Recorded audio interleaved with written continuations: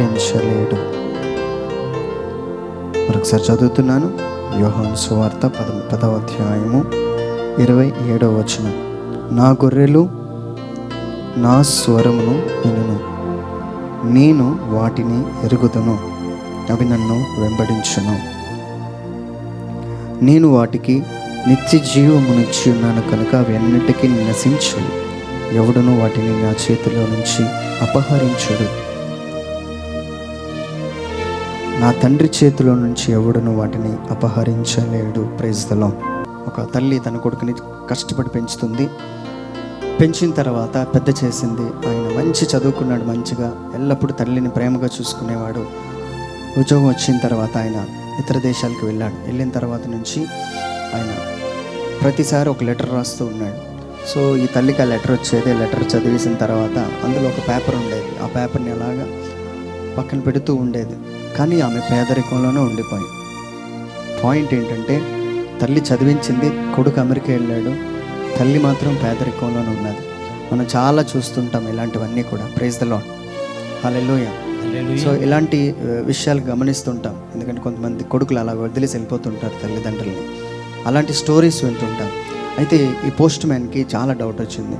అమ్మ, నేను చాలా సంవత్సరాల నుంచి ఇంకా రిటైర్ అయిపోతున్నాను, నేను చూస్తున్నాను, ఏంటమ్మా నీ పేదరికంలో నుంచి నువ్వు బయటికి రాలేదు ఎప్పుడు అని అడిగింది. అని అడిగినప్పుడు తల్లి చెప్పిన మాట ఏదైతేనేమండి, నా కొడుకు నాకు ఇటు చూడాలమ్మా, ఇటు చూడాలి. నా కొడుకు నాకు లెటర్ రాస్తున్నాడు, నాకు ఏదో పేపర్ పంపిస్తున్నాడు, నాతో కాంటాక్ట్ ఉంది, అంతవరకు చాలు. ఇది ఒకప్పుడు చాలా రోజుల క్రితం నిజంగా జరిగిన సంఘటన. అప్పుడు ఈ పోస్ట్ మ్యాన్ అడిగాడు, అసలు నీ కొడుకు ఏం పంపిస్తున్నాడు చూపించంటే, అందులో అన్ని చెక్ పేపర్సే, చెక్ బుక్కే. ఆ చెక్ ఏదైతే ఉన్నాయో అవన్నీ ఆమె కూడబెట్టి ఒక దగ్గర దాచిపెట్టింది. అప్పుడు ఈ పోస్ట్ మ్యాన్ అన్నాడట, అమ్మ ఈ విలువ నీకు తెలుసా, ఈ ఈ చెక్ బుక్ తాలూకు విలువ నీకు తెలుసా అని అడిగినప్పుడు ఆ తల్లి చెప్పిందంటే, నాకు తెలీదు, నా కొడుకు ఏదో పంపిస్తున్నాడు, నేను ఎవరికీ చూపించలేదు, జాగ్రత్తగా దాచుకున్నాను. ఈ చెక్ బుక్ బైబిల్ నీ కొడుకు అంటే యేసు ప్రభు పంపిస్తున్న ఆ వాక్యాన్ని తెలియలేనంత వరకు మనం నిరుపేదలుగానే ఉంటాం. ఆ విలువ తెలియకపోతే ఎప్పటికీ నీకు దాని యొక్క పవర్ నీకు తెలియకపోతే దాన్ని రుచి చూసి ఆనందించాలంటాడు. ఇది చదవడానికే బద్ధకం అందరికీ. బైబిల్స్ ఉండవు మన సంఘాల్లో. బైబిల్ పట్టుకొని రాము. నేను అంటాను, ఆ చెక్ బుక్ కానీ మారిస్తే ఇప్పుడు ఆమె అప్పుడులో లక్షాధికారి అయిపోయేదేమో. చివరిగా ఆమె ఎలాగ మిగిలిందంటే ఒక నిరుపేదగానే ఉండిపోయింది. మనం ఎప్పుడు గుడికొచ్చి అలా ఏడ్చుకునే ఉండాలా? అదే క్రైస్తవ జీవితమా? అది కాదు కదా క్రైస్తవ జీవితం. దేవుడు అంటాడు, నిన్ను అభివృద్ధి పరుస్తానంటాడు, నిన్ను అవేవి జరగట్లే మన జీవితంలో కదా. కొన్నిసార్లు మనకి డౌట్ ఏమొస్తుంది అంటే, అసలు క్రీస్తు నిజమైన దేవుడా కాదనే డౌట్ కూడా వచ్చేస్తుంది మనకి. ఎందుకనంటే ఇది తెలియకపోతే నువ్వెవరో ఆయనకి తెలియదు కనుక.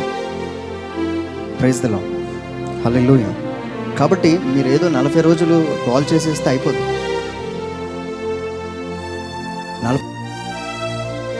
ప్రభు కోరుకుంటుంటే నీ దగ్గర ఉన్న ఈ వాక్యాన్ని కన్వర్ట్ చేయి, దాన్ని మార్చు.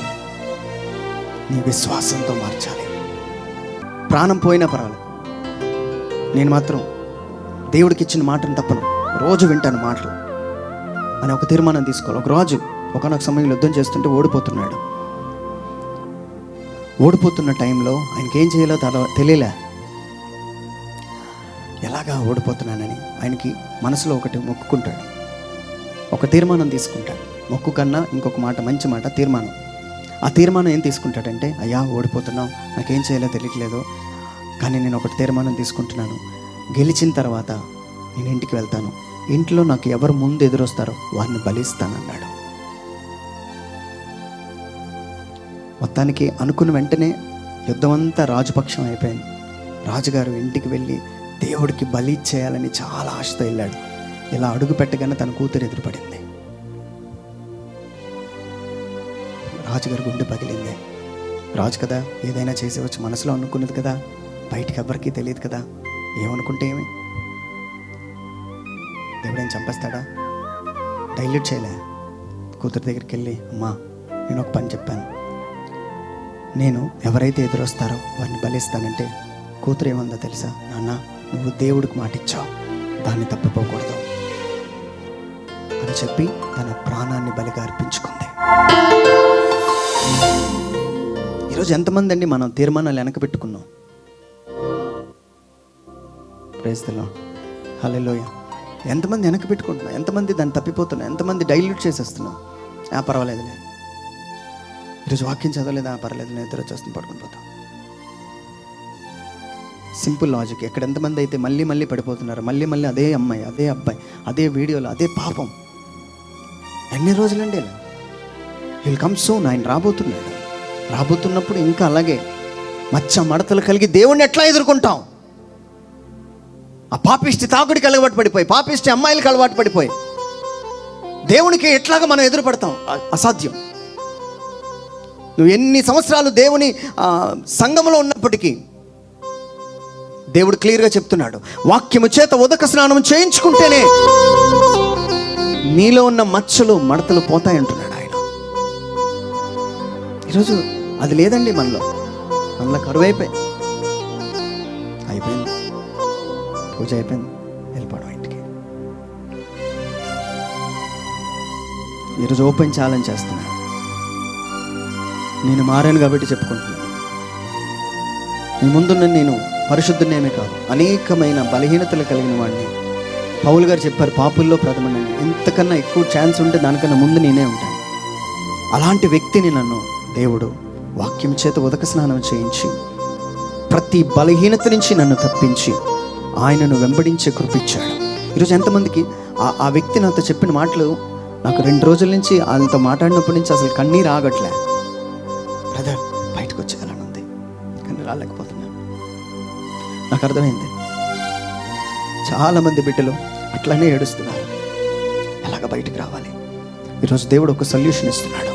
మీ బైబిల్లో ఉన్న, మీ చేతిలో ఉన్న బైబిలే ఒక ఆయుధంగా నీ ముందు ఉంటుంది. దావీదు ఖడ్గముతో గొలియాతును చంపినట్లుగా నీ ముందున్న ప్రతి దురాత్మలను చెదరగొట్టాలంటే నల్లతాళ్ళు కొట్టుకొని చర్చికి ఇంట్లోనే ఉండడం కాదు, వాస్తులు నమ్ముకొని ఉండడం కాదు, గుమ్మడికాయలు కొట్టడం కాదు, ముహూర్తాలు ఫాలో అవడం కాదు. నిజంగా దేవుని కుమారుడు అయితే ఈ వాక్యమే ఆధారమైపోవాలి. చప్పట్లు కొడుతూ యేసయ్యని మహిమపరుస్తాం. నాకు మీకోసం ప్రార్థన చేస్తుంటే, my sheep will listen my voice. నా గొర్రెలు అయితే నా స్వరాన్ని వింటాయంటే నాకు బాధ వచ్చింది బాగా. ఎంతమంది నిజంగా ఆయన స్వరాన్ని విని నా గొర్రెలని ధైర్యంగా చెప్పుకోగలడు ఆయన? మనకు పండగలు ఇవి చేసుకుంటే చాలండి, కొంచెం మారుదాం, కొంచెం పూర్ణ శక్తితో, పూర్ణ బలంతో, పూర్ణ ఆత్మతో దేవుణ్ణి ఆరాధిద్దాం. ఆమేన్. హల్లెలూయా, హల్లెలూయా, హల్లెలూయా, హల్లెలూయా. సో ముందు ఆయన గొర్రెలు ఆయన స్వరాన్ని వింటాయి. సో నువ్వు ఎలాగ మారిపోవాలి తెలుసా? ఒక్కొక్క పాయింట్ నీ బ్రెయిన్లోకి ఎక్కించుకోండి. నేను నిజంగా ఆయన గొర్రెనైతే, ఆయన బిడ్డనైతే, ఆయన స్వరం వినే మనసు నాకు దేవుడిచ్చును గాక. ప్రభా, నాకు వివాహం లేదు, వివాహం చేయి, నాకు పిల్లలు పుట్టలేదు, ఇది కాదు ప్రభా, నీ స్వరం వినే మనసు నా బిడ్డలకు ప్రభా అని ఏ తల్లి అయినా ప్రార్థన చేశారా? 9 రోజులు నవీన దేనికి? మీ పిల్లలకి ఉద్యోగం రావాలి. 13 రోజులు నవీన దేనికి? మీ పిల్లలకి ప్రెగ్నెన్సీ రావాలని.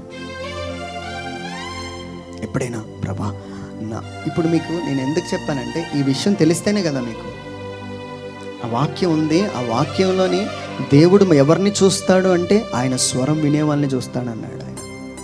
అది తెలియకపోతే అందుకే చెప్పాను, ఆ చెక్ బుక్ కానీ నీ దగ్గర లేదా, దాన్ని నువ్వు కన్వర్ట్ చేసుకోవట్లేదా, మనం ఏం చేయలేం. ఎప్పుడు నిరుపేదవే. త్రాగుబోతే అట్లనే ఉండిపోతాడు, తిరిగిపోతే అట్లనే ఉండిపోతాడు. ఈరోజు నుంచి నీ బిడ్డల దగ్గరికి వెళ్ళి ఏమైనా ప్రార్థన చేస్తావు? ప్రభా, ఈ గొర్రె నీ బిడ్డ కదా ప్రభా, నీ స్వరం వినే చెవుల బిడ్డకు వచ్చును గాక.